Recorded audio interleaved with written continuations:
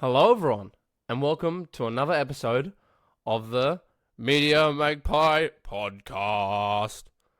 And today, we're going to be talking about a topic that I'm really excited to talk about. That is, it means real and dear to my heart. And that topic is The Last of Us. Now, I'm talking about the video game here, not the show, the video game. Because the video game is, well, it's the first one to come out. So it's important to me. And I played it when it first came out on PS4. Well, roughly when it first came out. Not straight away when it first came out, but roughly.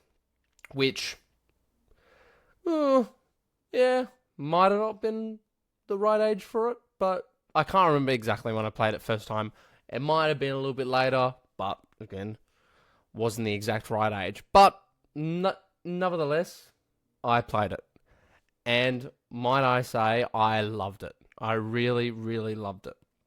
I didn't play it originally on the PS3. The first version I played was on the PS4, which was The Last of Us Remastered. And I loved that game. I love it a bit, and I still love it. Like, honestly, to this day, I've played so many games in my life. Heaps of games. I own too many to count. This game is probably still my all-time favorite video game of all time. Like, it is just, it stole my heart. Like, the story in this game was just, beautiful. Like, I'm already just tearing up just thinking about it. And I promise you, I will tear up in this episode. That's a spoiler, I can tell you. Which, speaking about spoilers ahead for The Last of Us, Part 1 video game. So please, and I mean please, if you haven't played this game or know nothing about this game, go stop this video right now, stop it. Even if you don't own it, or you don't have the time to play it, watch a YouTuber play it, watch PewDiePie play it, watch Jacksepticeye play it, watch any other YouTuber play it. Like, Zerka just made a new recent playthrough of it, which Josh Zerka, he's Sidemen. Anyway, I'm not trying to spot, Anyway, watch whatever YouTuber you want to watch, play it. But I just want to let you all know that major spoiler warning, major spoiler warning before you get into this episode. So you've been warned. I have warned you. I've given you plenty time to get off this video and stop watching it. And I know that I'm willing to wait. I'm willing to wait for you to play the game or watch someone play the game before you listen to this. Because it is important. It's important to know the story of this game before I go into detail of it. Because I don't want to ruin what this game has to say. I don't want me to be your first experience of the game. I want you to assess the game and make your own first opinions of the game if you can. Even while watching a YouTube video, which is hard to do sometimes, because sometimes you get the opinion of said player, because obviously you're watching them play the game, so you might share the same opinions as them because you're watching them.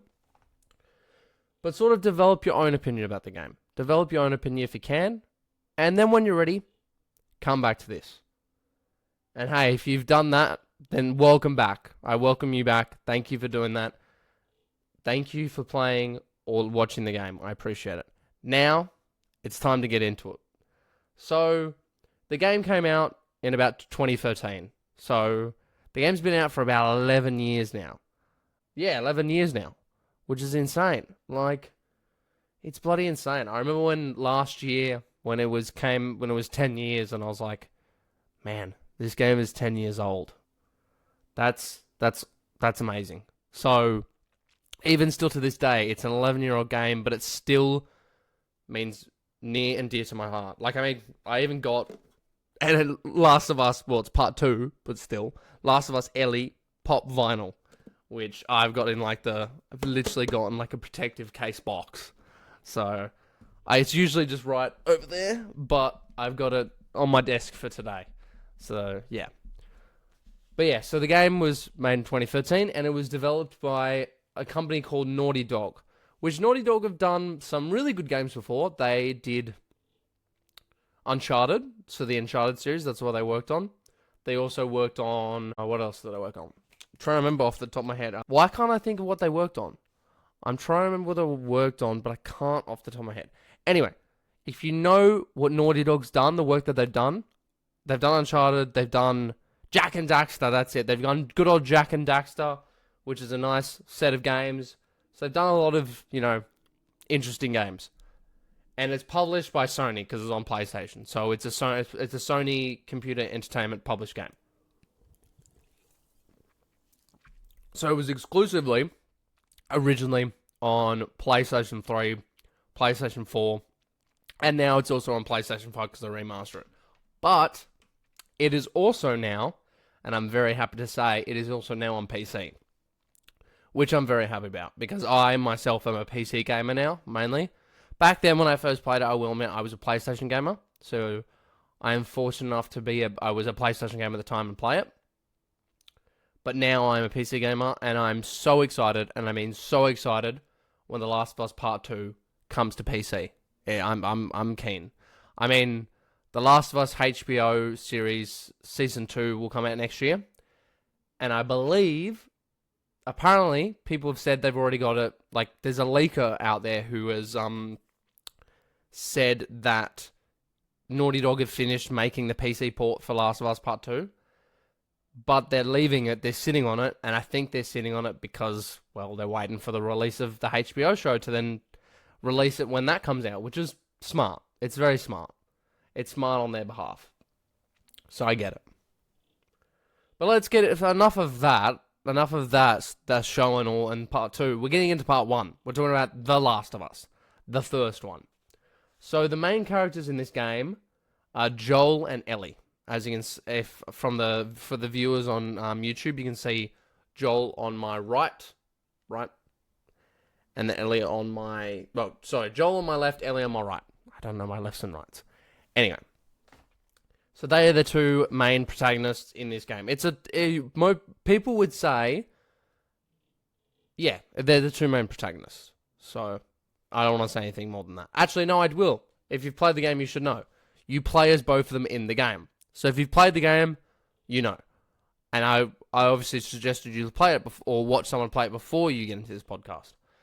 Because that was one thing that was hidden when they first released the game, saying that they were trying to hide, saying you were just playing as just Joel, and you would never play as Ellie. But no, you do play as Ellie. So it's a two protagonist game where you play as both of them. But then you meet a lot of characters along the way. I mean, before you meet Ellie, there's Tess, there's Robert, there's Marlene, all these different characters you meet along the way, right? But yeah. And it's set in a post-apocalyptic United States. So it's set in the United States, sort of post-apocalyptic, and, it's not a traditional zombie game that you would think, and they don't really classify them as zombies. They classify them as infected. And the way that the infection works is very different to how zombie infections works. And I really like the way that they did the infection for this. Like it's real, but it's not too real that it could happen, but it's real enough that it's concerning and it's scary. It's very scary, and I love the idea of it, and I love the concept, really. Like, it's great. So it's a third-person perspective game, so you're in third person, you're not in first person, so you're behind, you see the characters when you're playing them. You have uses of firearms to shoot the infected. You can make weapons. There's stealth, but you don't have to stealth. There's hostile humans that you interact with, that you run into that might attack you. Some being the hunters, other, bloody people. I don't know, just mainly the hunters in the game. And then the infected. And you traverse around towns, buildings, forests, and sewers. And then something that was really interesting for this game is a lot of games have their sort of version of this, and I guess have a similar thing.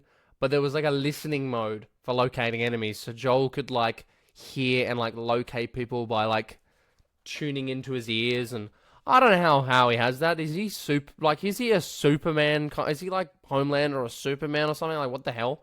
How does this man have like super hearing and can like hear? Like, it's pretty crazy. Anyway, it's a video game. It's a game mechanic. It's not actually, yeah, it's just weird. And then in the game, there is periods without combat, and it's just character conversation, they're chatting, and then obviously cutscenes. So that's sort of the main basis of the game. But let's talk about the development of the game. So how the development started. So the game started development in 2009, which the game came out in 2013. So if it's 2009, so that's 10, 11, 12, 13. Took 4 years to make. The game took 4 years to make. But I'm sure they had the idea early on, like way before 2009. That's when it started. But 4 years to make. Like they took their time on it. It was something it was a passion for them. And then Naughty Dog actually had a team split for this. Because when they made this game, they just finished making Uncharted 2. Which they were, going off the success for that and going well. You would think they would continue just going to making Uncharted and keep going with that. But no, they did a team split. Where one team was on Uncharted 3, the other team was on Last of Us. And the whole point of the game that they sort of wanted was the focus on Joel and Ellie's relationship. That was sort of the whole focus of the game. And yeah, it's an amazing relationship that they have.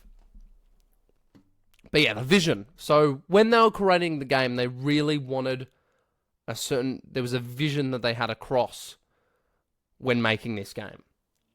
So the vision was the creators wanted and saw a potential of interactive media to sort of show and I guess evoke emotions in players and immerse them in the story and make sure that they connect to the characters via the emotions that they feel.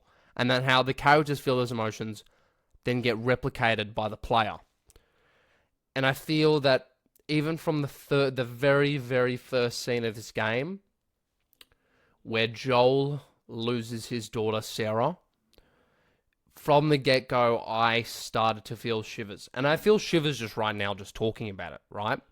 That's how powerful this game is to me.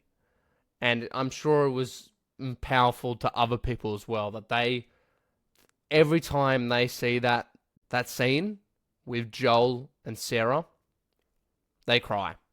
They cry. And I will admit, I am the same. I've seen that scene millions and millions and millions of times. But I still cry. I still cry. Like, I know what happens, but I still cry. It's still got an emotional connection to me. Because something that they aimed to do was make it realistic and grounded. And make sure that the characters would feel tension and dread and mirror the emotional journey of the characters of Joel and Ellie. And they just did that so beautifully. I just want to say that right now. My opinion, they did the best they ever could. Like, I don't think they would change any bit of this game.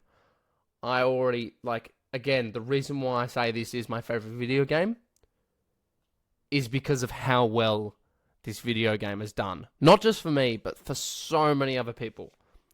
The amount of awards that this game has gotten, I could go into detail for days and days and days on end. And I will talk about a couple things, like the awards-wise. But I haven't gotten to that yet, so we're not going to do that. Not yet. We'll get to that later. And it was a decision early on to make Ellie not Joel's daughter from the beginning, and that was intentional. That was an intentional thing, because of course Joel, the whole point of the story is it shows how much a person can have unconditional love for a child. That's the whole plot of the game. The whole plot of the game is, whether it be a father or whether it be some random stranger, have unconditional love for a child. And if they obviously did that with Ellie, like being Joel's daughter, of course he's going to love her. Of course he's going to love her from the get-go, because it's his daughter. But because they go on the journey together, and because they go fighting together, he starts to build that love. And it sort of makes it so that we're in the same shoes as Joel, that we don't love Ellie just yet. But then as the story goes on, we start to love her. As Joel starts to love her, we start to love her. And it's powerful stuff. Like, it's really, and I mean really, powerful stuff. Like, insanely powerful. And honestly, congrats to Naughty Dog. Congrats to all the people that worked on the game. I wish I could list all of your names off the top of my head. I wish I could. But you guys did amazing with this game. This game will forever be in my heart. And even for the message that it says. And I'll get back onto that at the end. Especially what happens at the end of this game. Which if you've played it or seen it, which you should have. I'm just telling you should have. You will know what happened. But yeah, let's talk about more what this game, has to offer. And I mean, the thing about this game with the Infected is that the Infected aren't really sort of, what is important about the game. Because, something that the creators did want to do was initially consider just focusing solely on human interactions for the game. They didn't even want they were going to scrap the Infected. And not have the Infected in. But the reason why the Infected were brought back in the game is because it created a tangible threat for the event. It created a threat for all the decisions and all the consequences that happened in the world. And it sort of you were able to experience those. You were able to do combat through gameplay and experience, killing those Infected through gameplay, which then enhanced the storytelling potential and made it so that it was worth it. But again, that was so cool, and I'm happy that they chose to bring back the Infected. Like, it's not The Last of Us without the Infected. But then again, it's also not The Last of Us without the storytelling and the detail on the characters. But, as I said, the way that the Infected are inspired is very interesting. So the Infected are actually inspired by a BBC Planet Earth segment which featured cordyceps. And cordyceps is a real thing. It's a type of fungus, cordyceps fungus, which actually infects and controls ants. And fun fact about the cordyceps is it's a fungus that takes over the body of insects such as ants by infiltrating their muscles and flooding the brain with chemicals. That's what it does. It goes into the body and floods it with chemicals. And then the fungus then compels the insect to go to a location where it's with ideal conditions for the fungus parasite to grow, and then, let the insect die. And that's what it does. It infects the brain with chemicals, makes it go to an ideal place for it to grow, ideal temperature, ideal lighting, ideal everything, for it to sprout. And then it kills that insect. But then after that, it uses the insect to create spores, which then spews out more of this fungus, more of the cordyceps, to then infect more ants. And then it happens, and then another ant gets infected and goes off and dies, and then gets spores. And then another ant gets infected, goes off, dies, gets spores, and then another ant, and you could just see how it goes. It just goes again and again and again and again and again until it infects every single living thing around it. That's cordyceps. And it's so crazy. It's so interesting. And I have put in my notes, so please do check out my notes. I do put detail on my notes when I can. And the notes aren't a script for me. Like, I will admit, sometimes you might look at the notes and go, oh, he said it exactly off the notes. Sure. But the notes are sort of a guide for me to say some stuff, and it's just there for me. But I recommend looking at the notes because I have put links to some of the stuff where I found my information from, including the fun fact about cordyceps. I have put a link to it in the notes, which is a video, not the BBC Planet segment, but it's another video I believe by the National Geographic, explaining about the ants' cordyceps and how it works, which is crazy. It's insane. But it's a real thing that Naughty Dog took off and it's got inspired for, and it's crazy. I love it. And then they obviously, in the game, the cordyceps, it's a modified version of the cordyceps in the game that infects humans. But the way that they've done it, and the way that it looks, on a lot of the affected, right, for the humans, you even see like little sprouts of fungus shooting out of their faces, fungus covering their eyes and everything. So they really went into detail on this fungus cordyceps idea, which I love. I think it's brilliant. It's such a good idea for a type of infected. It's very different from what we got, and still probably get to this day. I don't think anyone has ever done infected this different compared to The Last of Us to this day. Like, it's crazy. But yeah, so basically, the reason why the infected, they're not the central focus, as I mentioned. They're sort of, there for the choices that are made by the different societies and sort of things that happen throughout the story. The reason why people do what they do in this world, and the reason why this world is a messed up place, is because of the infected. The infected started this chaos by making the world broken, corrupt, just not even like how we know the world today. And it shows why people do what they do in this world and why this world is but yeah, it's crazy. Anyway, let's go into detail about the infected as well. I wanted to make sure I want to tell you about the different types of infected. So these are the different types of infected that the game mentions, and this is only infected that's in the first game. There's two different ones that are in the second game that they add, but these are the only ones in the first game that they first introduce when you play the game. So the first type of infected is a runner. So runners are they're the weak and first stage of the infected, and they're people that recently turn into infected after contact with the cordyceps brain infection. And they're defined by their speed, clumsy attacks, and tendency to swarm their targets. So they run at you. They're, decently fast. Like, they're not too fast, but they're decently fast, and they're not that strong. They're like humans that just got infected by the cordyceps like a couple hours ago. It takes a couple hours to set in. Or not a couple hours, like a couple minutes, whatever. Yeah, couple hours, I'm right.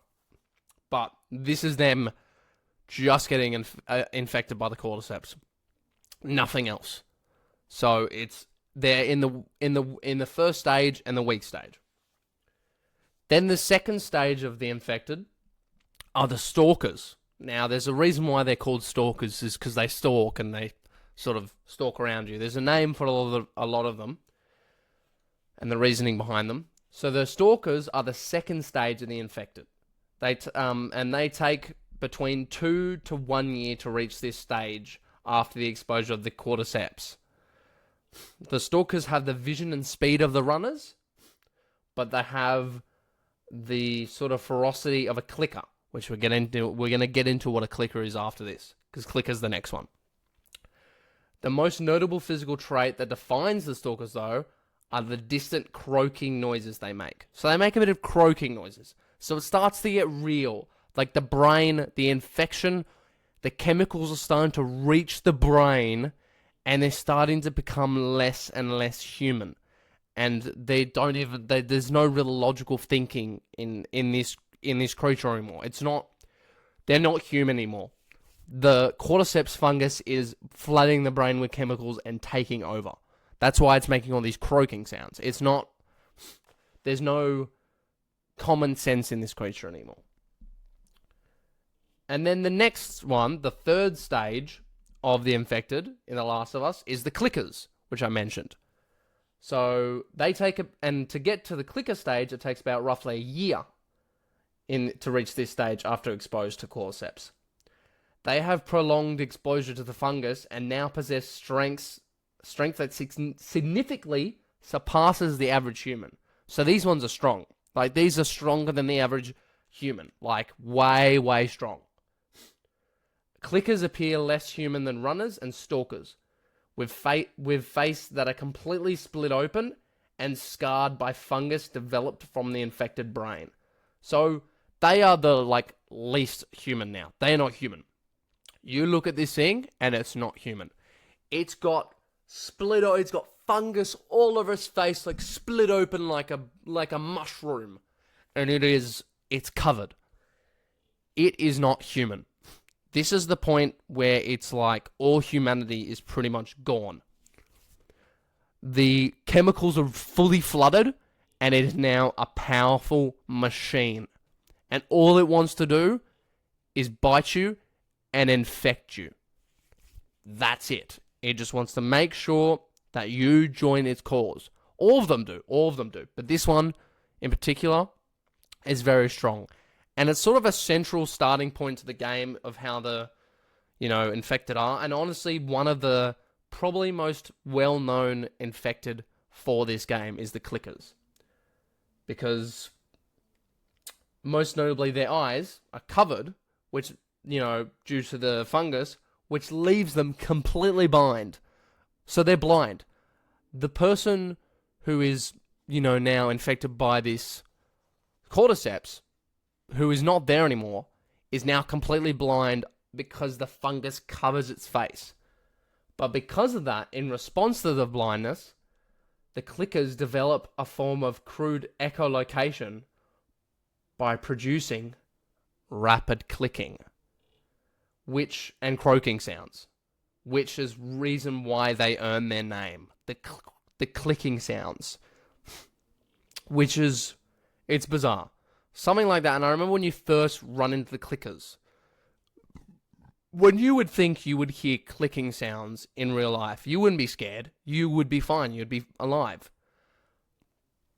But there's something as simple as just hearing that clicking like that.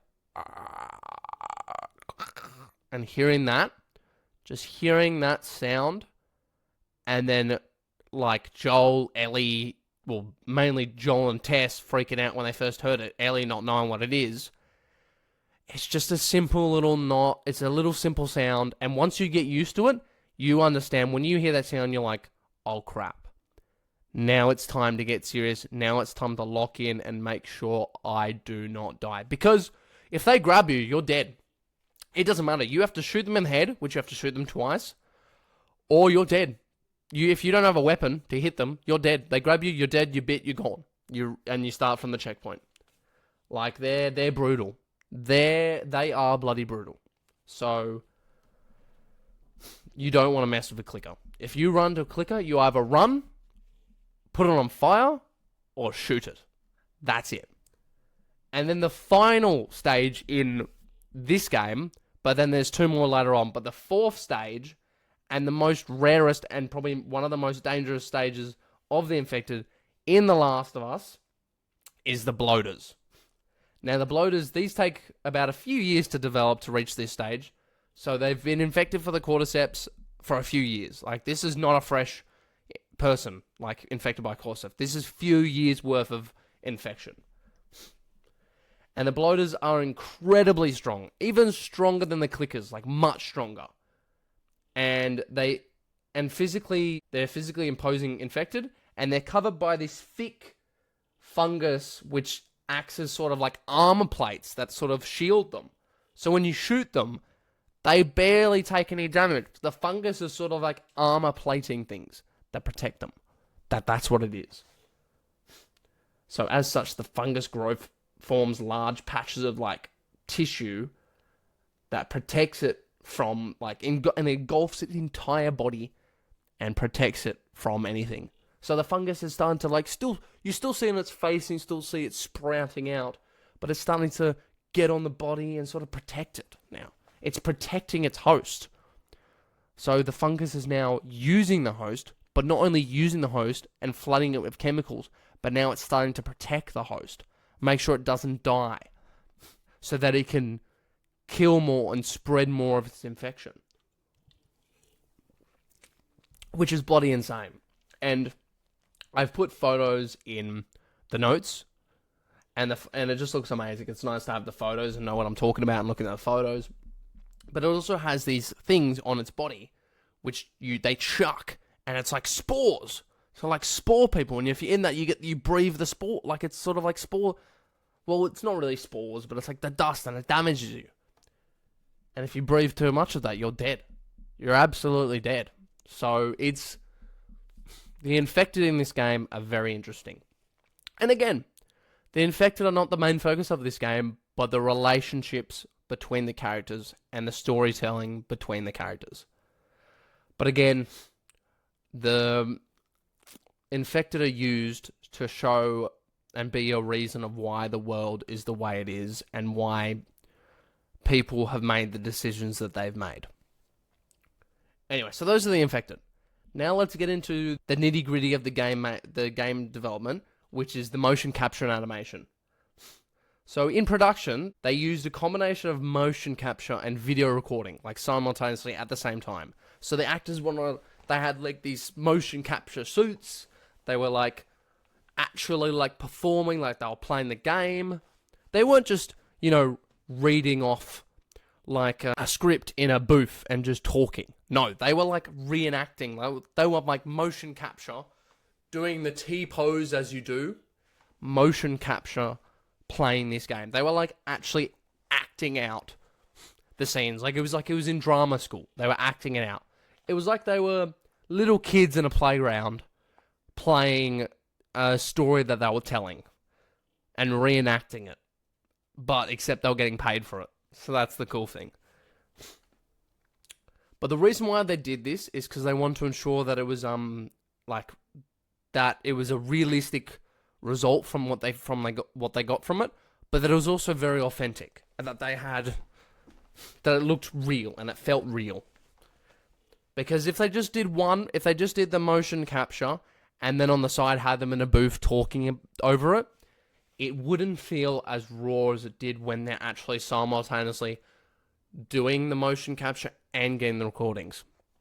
And at the time when they did the first one, they didn't have anything to capture their facial features. So the animators later on had to watch in perfect detail what the sort of facial features that they were doing in the game and animate it. And they had all different faces that they could put in, and even the slightest of detail on something like the actors like Troy Baker and Ashley Johnson, they put in. But yeah, it's crazy. So that's what they did.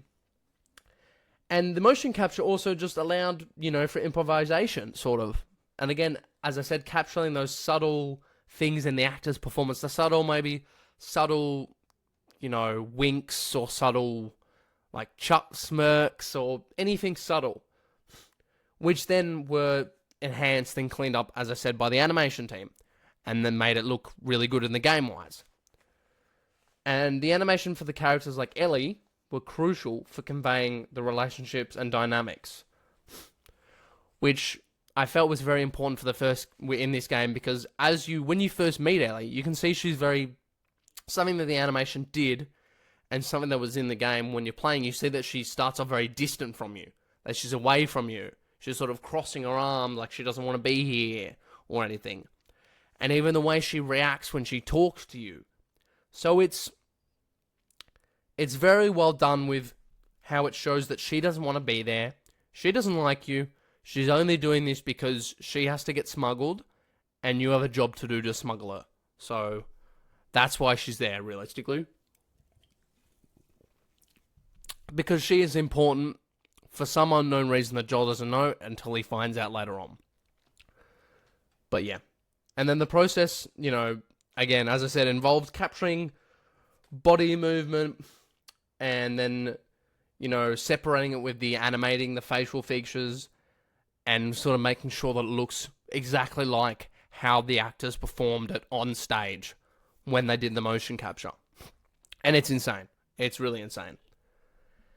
And then now we're getting into something that's also, as much as this game, as much as the graphics, and as much as the storytelling is important, I feel like in any game, and I mean any game, the music sells the game. You can't, when you're making a game, you don't just ship it off without music. You don't ship it, it's like saying a game, you ship it off with, like, imagine, shipping up music without the graphics, right?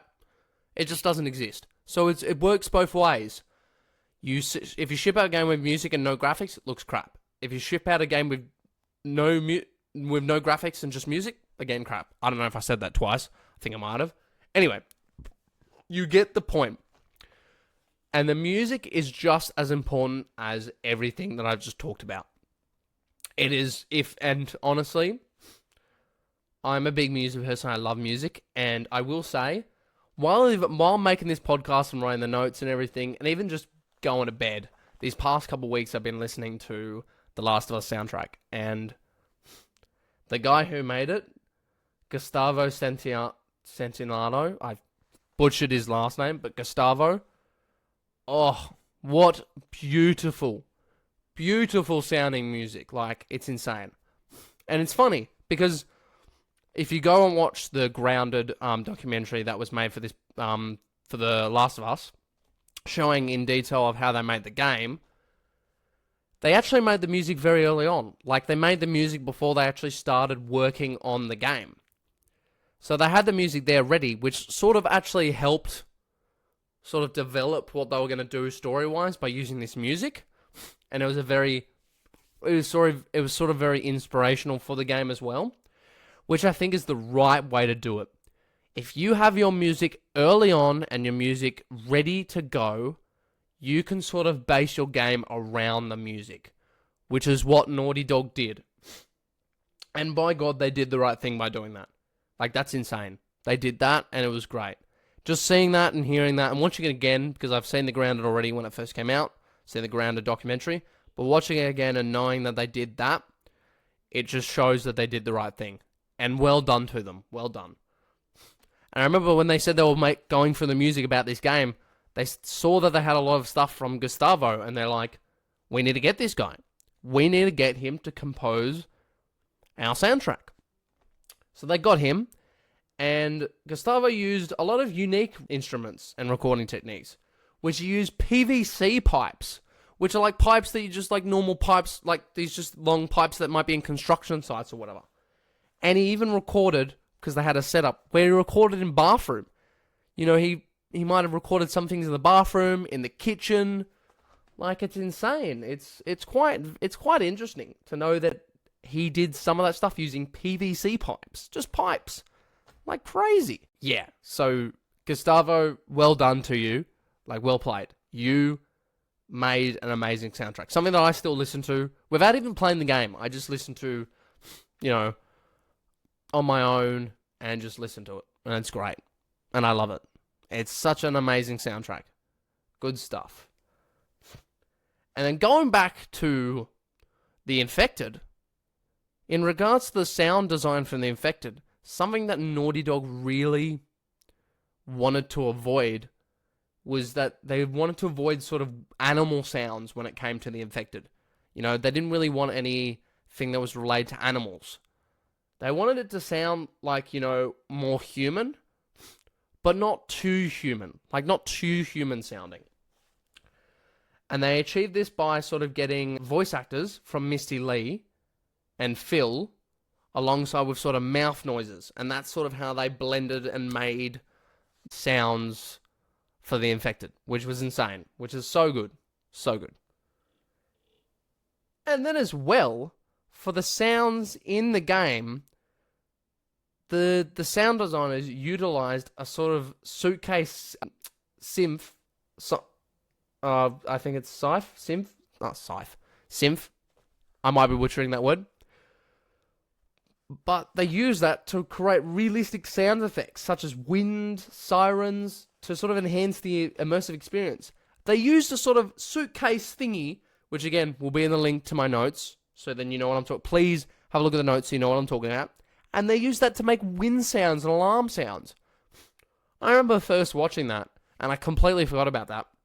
I watched it again in the documentary, because a lot of this stuff, a lot of the information I'm getting from this documentary, which again, thank you by the way, Naughty Dog, for posting that.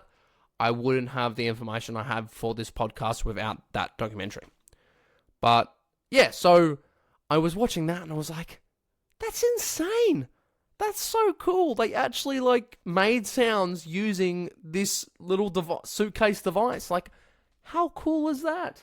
That's so bloody cool. Like, that's insane. But yeah, so that's the development of the game. That's all the nitty gritty stuff that sort of made the game what it is and how they developed it. But now, let's get into the plot of the game. Now, I'm not going to go full detail over the plot. I'm going to talk, there's dot points that I've got that I'm going to talk about. So, we start off in the plot in 2013 with Joel and his brother Tommy and his daughter Sarah. Now, they're in home, they're having a good time, it's Joel's birthday. Sarah gets Joel a watch. You know, it's his birthday, you know, it's good to have a watch, you know. He asks how do you pay for it, she says she does drugs, which I love that line, I sell hardcore drugs, good, help with a mortgage, da-da-da. Normal life, normal family life. He's just coming from work, he's a busy dad. And then, hits the fan, and stuff happens. They try to run away, they try to escape the infected. Soldier finds them. A soldier shoots at Sarah and Joel.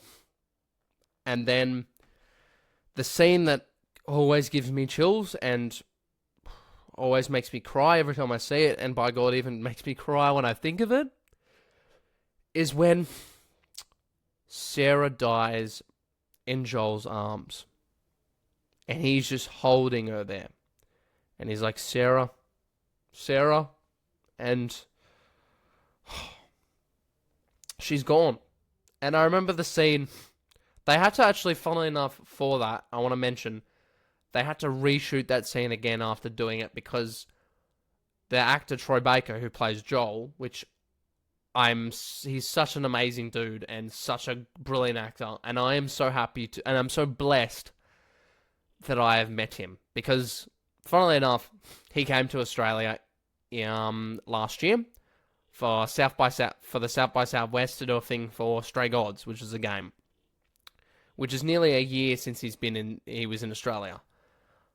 And he came, he did a performance for that, singing, because it was like a game, there was a lot of singing in the game. He did singing for that. And then he also did a talk where he was just talking about stuff. But I've had the pleasure to not only sit next to the man, handshake the man, and get a photo with the man, and even get, and I can get it out here, get an autograph from the man. Here it is. This is my signed copy of Infamous Second Son, which is another game he's in. And I got that. No, I didn't get Last of Us, I got Infamous Second Son. Because I thought, most people will get Last of Us. I'll get a signed copy of Infamous Second Son. I could have got a signed copy of Last of Us, and I'd be happy. But Infamous Second Son, I'll take that. And I was so nervous when giving to him. I was like, I followed him down the escalators when his talk finished. And I was like, hey, Troy. And he turns around. I'm like, hey, Troy, would you be alright to sign this? And I'm shaking as I'm holding the thing. Like, I'm literally like, would you sign this? And I'm like shaking as I'm holding it. He's like, yeah, bro, of course. He's like, well, open it up. I'll sign it. I open it up and he signs it. He walks away and I'm just the happiest man alive. And I thought that was done too. After he signed it, I'd seen his talk. I thought it was done. But no, then he did a secret show. I went to that show, watched him play some songs from The Last of Us, and a song that he sings in Last of Us Part 2. And honestly, it was the best day ever. I took a photo of him. Funnily enough, I took a photo of me and him, which is my profile on my Instagram. Not for the Media Magpie Podcast, for my normal Instagram. I take the photo, I leave the venue, my phone dies, and that's it. Literally spent that whole day, and then just as the day ends, after that performance, my phone dies. And it was sort of the perfect way to end the day, because then I wasn't looking at my phone, I wasn't on social media, I was sitting in the moment. And I'm so happy to say I've met the man, because, he's one of my idols. Like, honestly, there's so much to do in life, but to be honest, I would somewhat die happy knowing that I've met him. So I'm happy to say that I met him, and it's great. But yeah, so that bit of the game, Sarah dies, and they reperformed it, and I remember Neil saying to Troy, which Neil's the game director for the game, Neil said that you need to portray, he said to Joel, you need to portray, she's there, I have her, she's here in my arms, she's dead, she's gone, I'm broken. And it's sort of like a process that Joel has to go through when it's happening. And he sort of doesn't cry out straight away and like scream, which is what happened in the first performance. He made a really big performance and cried out screaming. He's got to sort of look at her and go, I got her, she's here, I got her, she's dead, she's gone, I'm broken. And then he cries. And then he gets upset. He has to realize it as he's holding her. And that sort of way of portraying it and the way that happens is so realistic, but also so heartbreaking. And I feel like that's what gets me every moment. That moment there when he's like, I have her, she's here, I've got her, she's dead, she's gone, I'm broken. It's a hard moment. It's a hard moment. And then it just goes, boom, and it shows the opening sequence to The Last of Us, and you're like, what the hell? You're like, this is the game I'm playing. It just hits me with that. And that's just not even the half of it. That's not even the half of it. So then, after that whole sequence, it cuts back to the game after the opening sequence, and it's 20 years later. It's 20 years later, and civilization has been decimated by the infection. Everyone's in quarantine zones, everyone's sort of getting rations, everyone has jobs to do, then, the military are making them do stuff. But Joel works as a smuggler with someone named Tess, and they're both in Boston. So they're in Boston. And what they're trying to do in this first part of the game is sort of hunt down Robert, which Robert has stolen some weapons from them. And while they're hunting Robert, they run into Marlene, she's a Firefly, which they're sort of anti-military group that are sort of fighting back and sort of want everyone to rebel and, live their own life. And basically, they run into Marlene, who asks Joel and Tess to smuggle something. Well, and that something being Ellie, a smuggler girl, which I still remember when they're in the scene in the kitchen, and Joel's like, we're smuggling her? Like, they were smuggling a girl. Like, that's something Joel's never done. Which Ellie even asks, have you ever smuggled a girl before? He's like, nope, this is a first.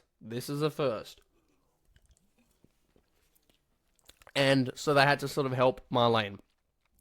And, again, Joel and Tess weren't even the first people that she went to. She went to other people, but she was desperate. She was very, very desperate. And then stuff goes along the way, stuff happens. They run into some soldiers. They get scanned because they have these scanners which scan the infected. They shoot the soldiers because Ellie freaks out and stabs them, because then on the scanner it says she's infected. And then they reveal why they're smuggling her. She sort of shows the reason why she's getting smuggled, because she's infected, but she's had the bite for weeks. And Joel and Tess were like, no, you surely should have been turned by now. But no, she is immune to the infection. So then they go off. They get to the place where they're supposed to meet the Fireflies, but they're dead, which sucks. They're dead. So then we find out that Tess got bit. It's already starting to spread. It's already affecting her. Tess shows Ellie's bite and goes, Joel, this is real. I'm already starting to get worse. She's fine. This is a real bloody thing. You need to take her to Tommy, your brother, who He knows about the Fireflies. Tommy joined the Fireflies, doesn't have in the Fireflies anymore at this point. Join the Fireflies and he'll know what to do. Tess sacrifices herself because she's a bitch. She doesn't want to die like that because soldiers start coming in looking for them. She sacrifices herself. And Joel and Ellie are on their way. Now, Joel and Ellie need to get a vehicle because Tommy's a bit far away from their location. So they need to find a vehicle. So they go to find the help from Bill, which is a smuggling friend of Joel's. So they go there and get the help of Bill to get a vehicle. They do, they go through waves of infected, get the vehicle. And then once they've got the vehicle, they unfortunately get ambushed in Pittsburgh by hunters. So that's where the hunters come into play, the human interactions.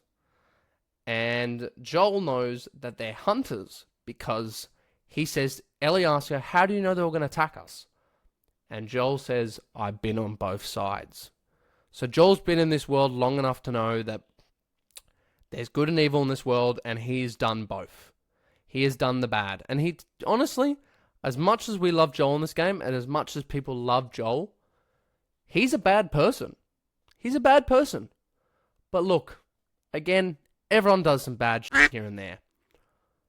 But I guess what we do with the rest of our lives will make us who we are. And honestly, and that's just the amazing thing. People have done some bad stuff. But for majority of their life, if they put their mind to something, and if they have a good reason, a somewhat good reason for doing what they do, I guess it's sort of acceptable. It's hard to really draw the line between good and bad. But then again, the line between good and bad when it comes with love, that's a tough decision. And that's we're gonna talk about more in this podcast when it comes up to it, about the love decision. So then,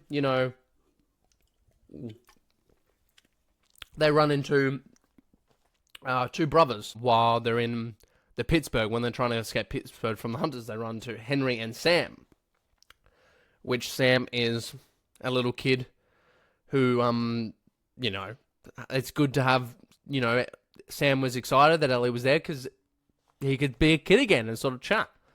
And they sort of bond over that, and Henry and Joel are having a chat about cars.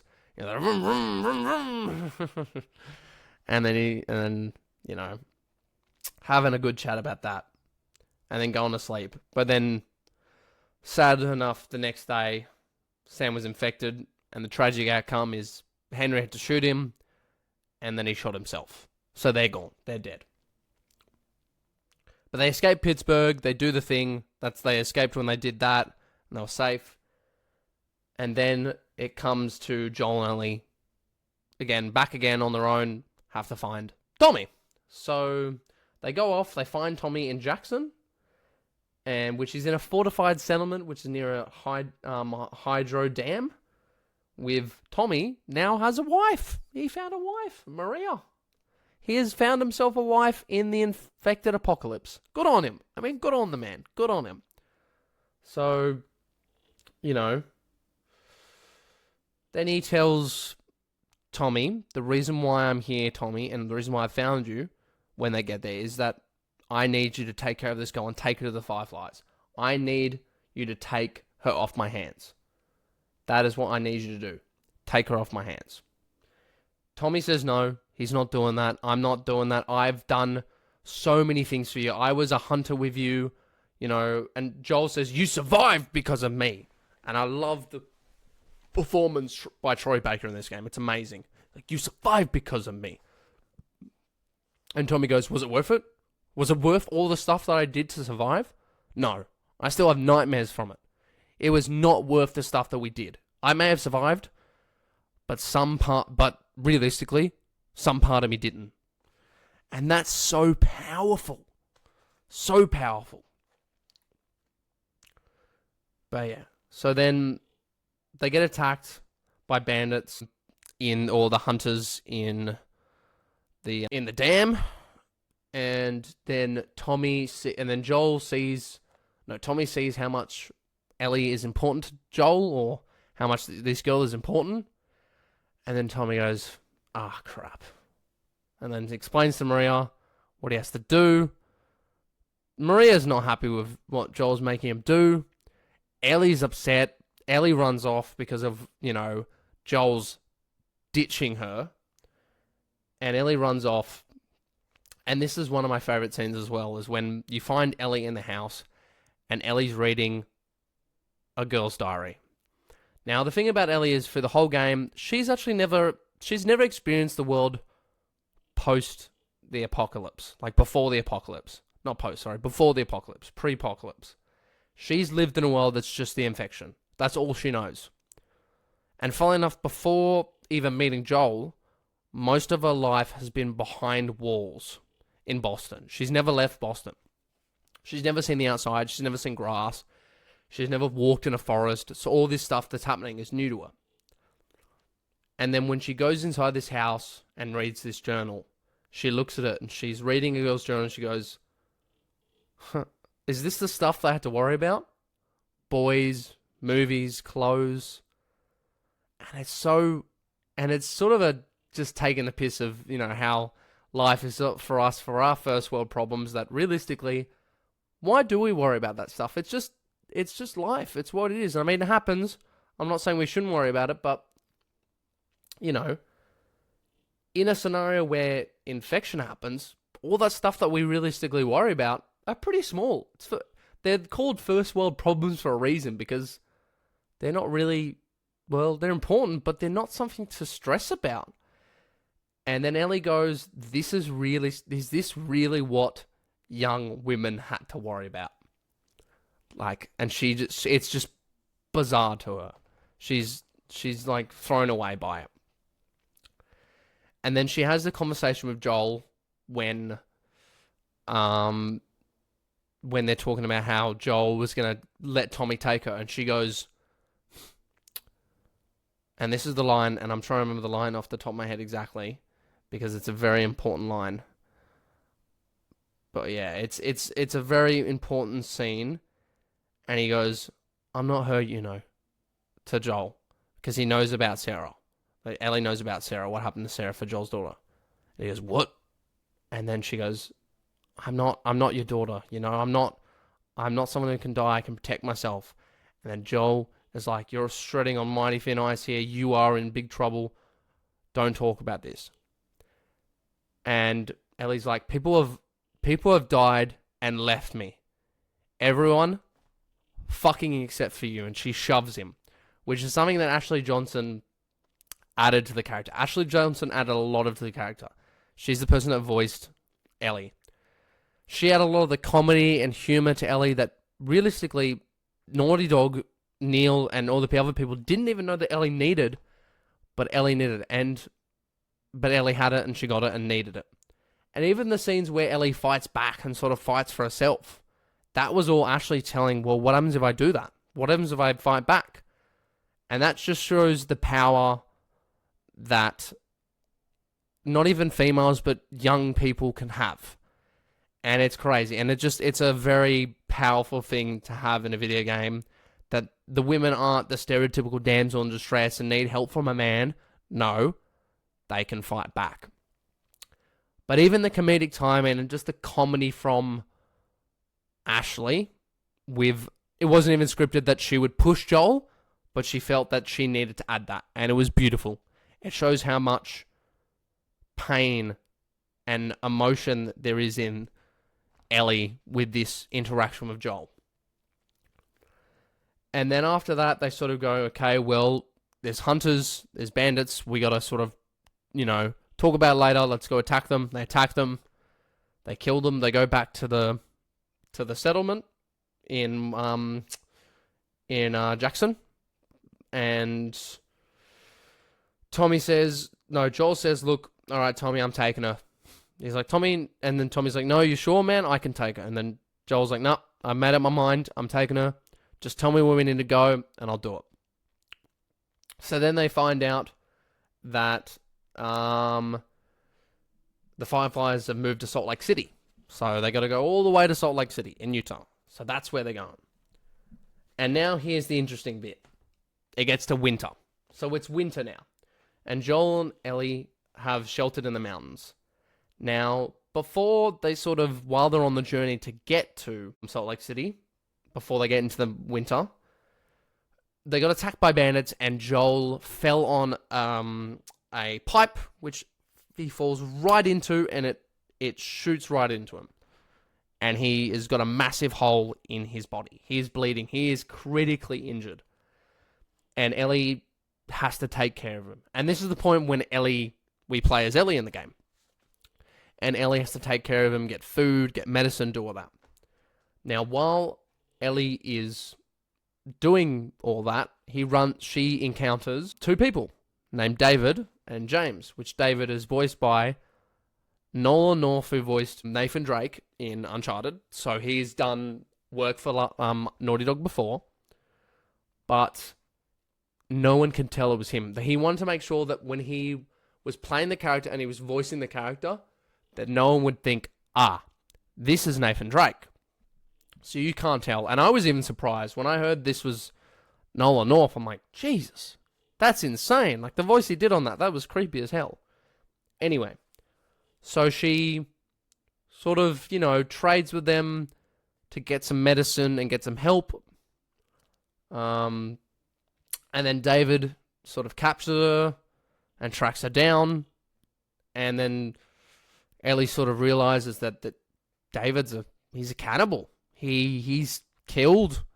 He's eaten people. He's fed his group food like humans because they need to survive. He is a cannibal. And yeah, it's bizarre. And Ellie's like, I don't want this to happen to me. I don't want to die. She sees she's in, where she's imprisoned is in the butchery room, where there's she sees fingers, and it's horrible. It's horrible. So they've eaten humans. They're bizarre. They've gotten to the point where food is horrible, so they have eaten people. And then Ellie escapes, which then she frantically kills David with a machete.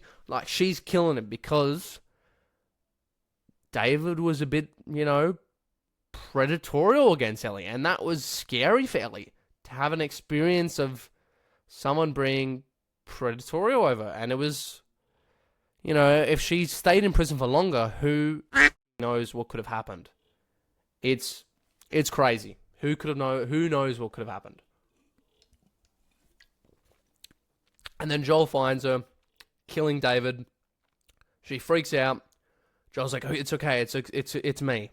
And then gives her a hug. And I believe Joel says this, and that Joel really starts to have a relationship with Ellie because he says this. I believe this is when he says to Ellie, "It's okay, baby girl. I got you." And that was one of the things he said to his daughter.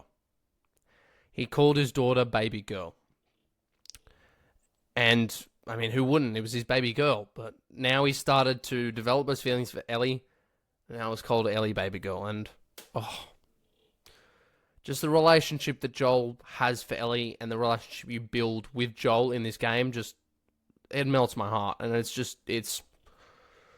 As you can see, I'm getting very emotional. If you can't see, sorry, you're in the podcast. Sorry if you're in the Spotify or Amazon or you're listening. You can't see I'm very emotional, but hopefully you can hear it, because I am. I'm very emotional about this game. But they escape by the skin of their teeth, and now they've made it. They've arrived at Salt Lake City. They have finally made it. They get captured by Firefly Patrol, and then, they're captured. And Joel's knocked out. Ellie's somewhere else. Joel wakes up. And Marlene informs Joel that there is a plan for Ellie's surgery. Because what's in her brain is sort of stopping the infection from happening and reaching her. So the way that they need to get that to make the vaccine is to take it out of her via surgery. But when they do that, it will kill her, because then she is infected. So it will kill her and the infection will spread. And Joel's refusing this. Joel's like, is there any other way you can do this? And then Marlene's like, there's no other choice here, Joel. I wish there was. I wouldn't be doing this if there was. I know you care for the girl, but bloody hell, Joel, we need to do this for the sake of humanity, for the world. And then Joel, as the whole point and the whole plot of this game, Joel's unconditional love for Ellie. He stands up, he gets out, he fights. And he kills every single Firefly and saves Ellie and stops her from being in the surgery. And so Joel rescues Ellie. He gets her off that table, he rescues her, and then he lies to her, saying that, lies to the Fireflies and says that they had millions of immune people, and it didn't work. It didn't work. And she didn't believe him. She 100% didn't believe him. At the end, they share a look, and then Ellie says, swear to me. Swear to me that everything you said about the Fireflies is true. And then Joel goes, I swear. And then Ellie goes, okay. And then it ends with the music. Dun, dun, dun, dun, dun, dun, and that's the game. And that's it. Now look, again, if you play the game and watch the game as I told you, you would know that. But just all of that, So now that we've gone to the plot of the game, my personal opinion about this game is that it is a beautiful and emotional masterpiece. And I would probably say my favourite bits along the way is when they made Bill, which I didn't mention, has his traps, and that was cool, meeting him, and then finding out about his story, how he's, he has a partner, which they never classify that he's gay, but that he found the letter and he has a partner who died. So he had someone he cared for.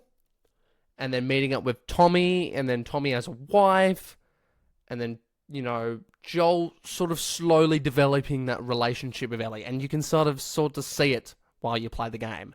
And it's portrayed in the gameplay that Ellie even starts to develop a relationship and you can see in the gameplay, she's not as distant anymore. She's very close to Joel. By the end of it, at Salt Lake City, they're having chats.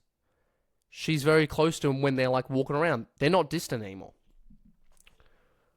But I do want to say one thing about the scene that happens with the surgery. And it's very important. And this is sort of, kind of a direct quote from something that I've seen Troy Baker say. Is that, honestly, if I was in that situation where the world was infected and any one of my family, and that's also anyone in my family, but also including you, Will, if you're watching this, including you, if any one of my family was on that table and was for some reason immune to this infection and they had to go through surgery to cure the world of this infection, but then in the cause of it, they had to die, without a doubt, I would do anything, literally anything, to save that person on the table. I would probably kill people as well. If that was the only way to save that person, I would do it. I would do what Joel did. I would kill every, and I mean every person that's standing in my way to make sure that person is alive and safe with me. I don't care. I might be doing wrong. And again, I will have to pay for that. I will have to pay for the stuff that I've done. And consequences might come back to me because of those mistakes. But the thing that I remember hearing Troy Baker say, and a thing that's stuck with me for a lot of things, and I would probably quote it to a lot of people, and I probably should start, about my family. But if anyone ever asked me, why would you do that? Why would you choose to save someone, one person, over the whole world? And I would say, well, you're actually wrong. I am saving the world. I am saving the world. It's just that the world is that person for me. The world is that person. If that person is not alive, there's no world for me to live in. It's not the world anymore. It's done. I will continue living on for that person.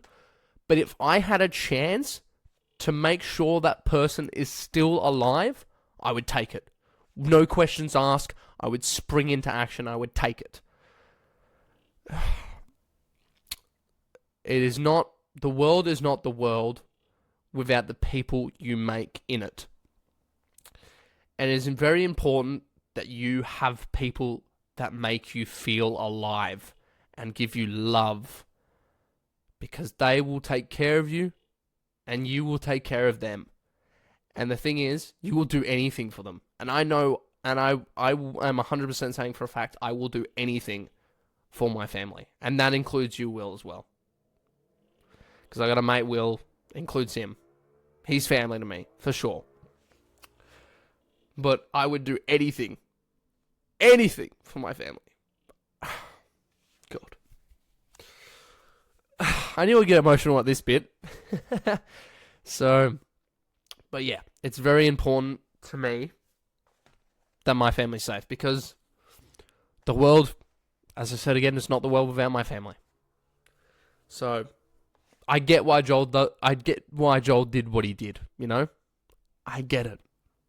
100% get it.